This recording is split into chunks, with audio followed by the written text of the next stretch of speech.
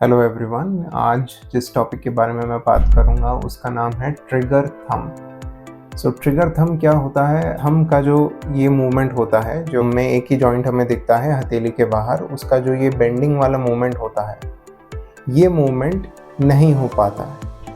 ये congenital problem है। Congenital problem क्यों है, ये बेंडिंग मूवमेंट क्यों नहीं हो पाता, इसको समझना बहुत इंपॉर्टेंट है।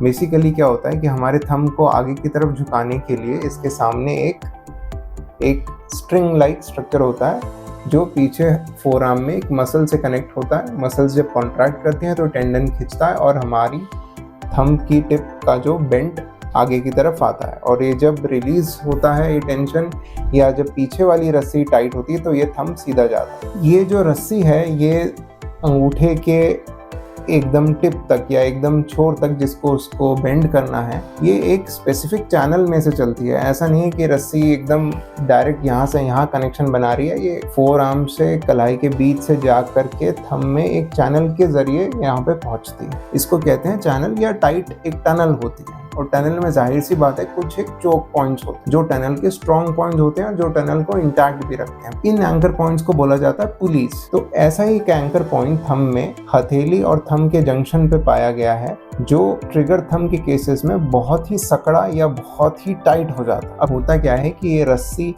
इस एंकर पॉइंट से आगे पीछे जो इसका ग्लाइडिंग मूवमेंट है, ये ग्लाइडिंग मूव है उस रस्सी का हैम्पर हो जाता है और ये फ्रीली नहीं होता। तो इन केसेस में यूजुअली थंब इस पोजीशन में लॉक हो जाता है। इस सिनेरियो को बोलते हैं ट्रिगर थंब, क्योंकि कभी कभार थंब को आगे ले जाने के लिए थंब को बहुत जोर से झटका देना पड़ता है, तो थंब एकदम ट्रिगर की तरह सामने आता है या बहुत झटके से सामने आता है। कंजेनाइटल ट्रिगरिंग का सबसे मेन रीजन है कि आपके हाथ में जो टिश्यूज का, स्ट्रक्चर्स का, इवन बोन्स और बोन्स के एलिमेंट्स का जो डेवलपमेंट है, कहीं भी अगर लेस देन प्रिसाइज होता है तो ये प्रॉब्लम्स आ जाती है। अब इसका ट्रीटमेंट से ज़्यादा इम्पॉर्टेंट है कि ये प्रॉब्लम आइडेंटिफाई करना। बच्चे ये चीज़ तो नहीं, जाहिर सी बात है, नहीं कन्वे कर पाएंगे, और हैंड मूवमेंट्स, हैंड का यूजेज भी कुछ महीनों बाद ही शुरू होता है, जिसमें आप अप्रिशिएबली नोट कर सकते हो कि भाई ये पर्टिकुलर अंगूठा है वो ऐसे ही रहता है,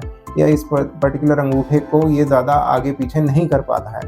तो ये कीन ऑब्जर्वेशन से ही समझ में आता है, और आमतौर पे कई महीने इसमें लग जाते हैं। इवन एक कीन ऑब्जर्वेंट पेरेंट को भी ये समझने में बच्चे के हाथ में ट्रिगरिंग की प्रॉब्लम है। बट आपको करना क्या चाहिए? पहली बात तो घबराने की कोई जरूरत नहीं है। ये प्योरली एक मैकेनिकल प्रॉब्लम है और इसका बहुत ही सिंपल सोल्यूशन है। तो ट्रिगरिंग का इलाज यही होता है कि जो हमारा टाइट चोक पॉइंट है, जो टाइट बैंड बन गया है आपकी टनल के ऊपर, उसको बीच में से कट कर दिया जाता है ताकि वो खुल जाए और टनल फिर जो आपका टेंडन है फ्रीली ग्राइड होगा आगे पीछे। तो ये एक शॉर्ट जनरल एनेस्थेटिक प्रोसीजर है जिसको बहुत ही पेचीदगी से करना चाहिए, क्योंकि आप बस टनल के ऊपर का बैंड जो है उसको कट कर रहे हो। उससे जो चिपकी या उसके आसपास जो एकदम सटी हुई जो एग्जैक्ट टेंडन है उस पर आपकी कोई इंजरी ना हो, और साथ के साथ आसपास जो महसूस कराने वाली या जो ब्लड ले जाने वाली नसें होती हैं उन पे कोई इंजरी या कोई हार्म ना हो।